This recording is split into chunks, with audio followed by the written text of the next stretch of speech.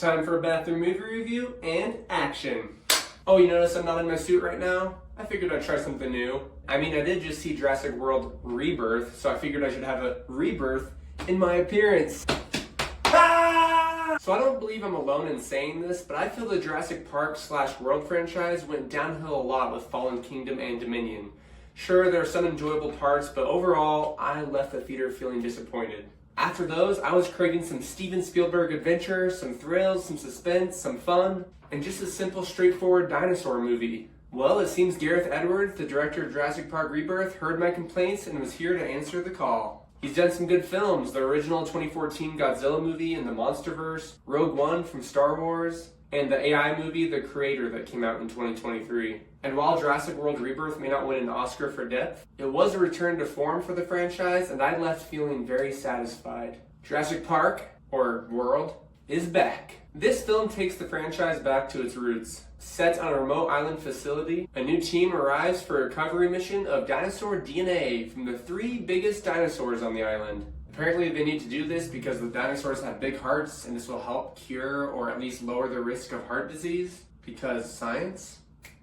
But that's a moral reason to go, right? But when the dinosaurs prove to be far more aggressive and unnatural on this island, survival becomes the main objective. With a stripped down premise and a focus on tension, Rebirth delivers a more grounded and suspenseful dinosaur thriller. Alright guys and girls, what worked with this film? First, they avoided making it a Marvel Mission Impossible spy thriller type film that the last 2 felt like they were trying to be. No offense to Chris Pratt, I thought he did great, but they got a little lost in the woods. Instead, we are back on a tropical island that is home to all types of dinosaurs. And that right there is a huge need for these films, in my opinion. Maybe one day in a future film in the franchise I'll be proven wrong, but so far they've proven the opposite. Though I did think Lost World was fun as a little kid when you see the T-Rex running through San Diego. I need to rewatch it though, I'm not sure how it translates as an adult. And I definitely think the strength of the film, The Lost World, was in the first half, which was on a tropical island.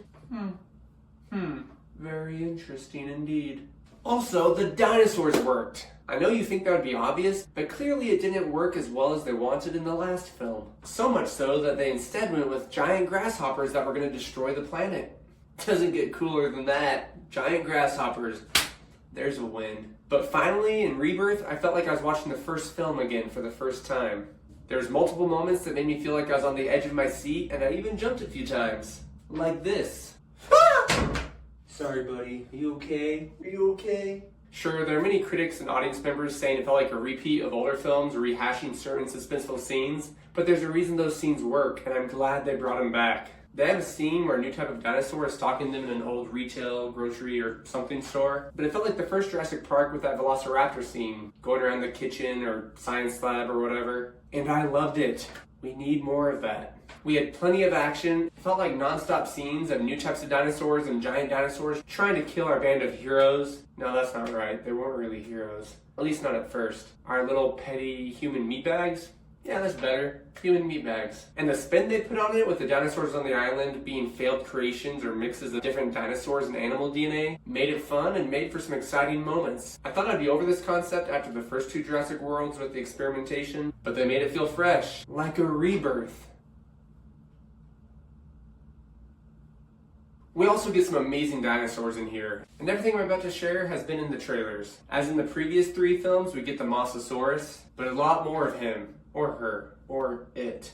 We also get the Titanosaurus. This is basically a Brontosaurus, except not, but similar, very tall, 50 feet to be exact, and 70 feet long. This thing weighs over 30 tons. Its massive size and gentle demeanor definitely made it one of the film's most awe-inspiring moments. Just like that Brontosaurus scene from the first film. I loved it, and even though it didn't hit like the first film did, I respect them for trying, and I felt a little bit of that Steven Spielberg dinosaur magic. We get the Quetzalcoatlus, basically a giant flying dinosaur that's as big as a bus, as they say. 30 feet long, standing at 16 feet tall. Don't mess around with that. We also get the Quailops, or as I like to call her, Dolores in the film. She's a super cute little lizard triceratops looking dinosaur, and I appreciated her because 1, she kind of balances out all the predator dinosaurs and she's just cute and hangs out with the humans. And 2, yes, I know they made her just to sell toys, but it didn't feel like it. It didn't feel like just a little cute token animal for Disney to sell off. Yeah, I'm talking about you, Star Wars and Marvel. Dolores actually worked really good with the film. We also get the Mutodon. It looks like a vampire, bat, velociraptor, flying, scary. Yeah, that's about it. It's new, okay? And then the big one that we saw in the trailer, the Distortus Rex, also known as the D-Rex. This is a scary, nasty-looking dinosaur that mixes the T-Rex with a lot of other animal DNA. It's got 6 arms, a giant alien-looking head.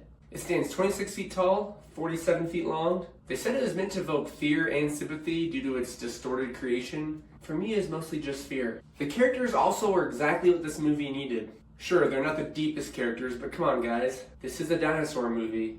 And while, yeah, they could have been a little better with this, I did appreciate that they gave us 2 groups, and that's why I like these characters. So we have the science/military/big corporate group led by Scarlett Johansson, Mahershala Ali, Jonathan Bailey, and Rupert Friend. So they give us the action, they give us the morally gray characters, you know, a lot of the expendable characters too, because there's others besides them following along whose names I don't even remember. And then we have group number 2, led by a father, his 2 daughters, and his daughter's boyfriend, who's pretty much a dweeb, but also likable. And I really like that they did this, because yeah, we get the action side, we get the characters taking on the dinosaurs, and then we get that feel from Jurassic Park 1 with Alan Grant and the children trying to survive.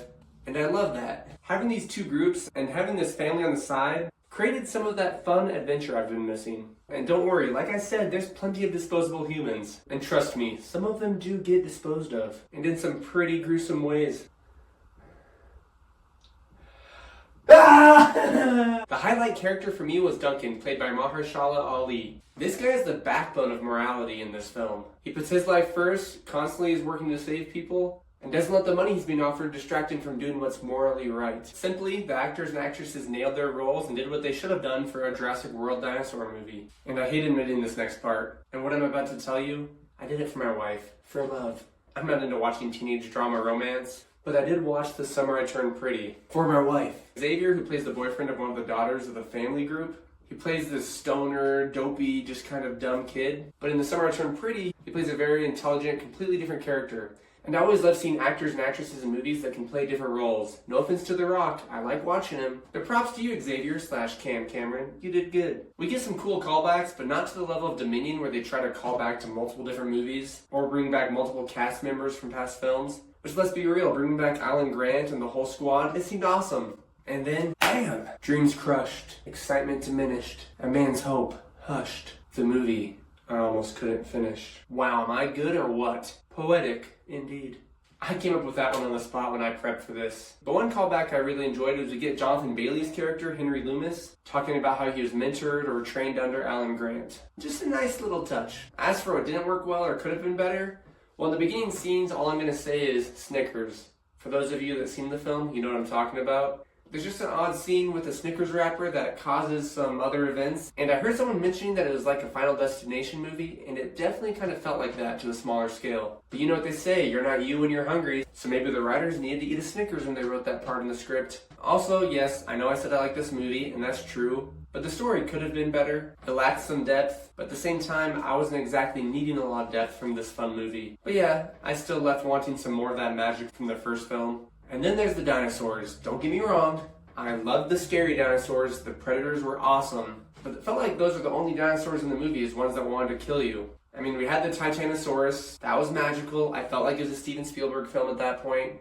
I felt some of that excitement. And then we have Dolores, who's very small and cute. But besides that, I can't really remember any other times. In some of the older films, we have a lot of plant-eating dinosaurs, herbivores. That's what they call them. Smart. So yeah, I could have done with some more just normal dinosaurs to add to that excitement, that beauty. But besides that, I'm not complaining too much. Overall, guys and girls, Rebirth definitely doesn't beat the first film. It's really hard to recreate that magic and wonder of seeing it the first time. But this film definitely does deserve your respect, and I would strongly recommend to see it in theaters. This film definitely is not flushable, and it is a level up from recent films in the franchise. So I'm giving this a 7 out of 10. Go check it out so they make future installments. And remember everybody, if you use bathrooms and you like movies, then click the links for more of both.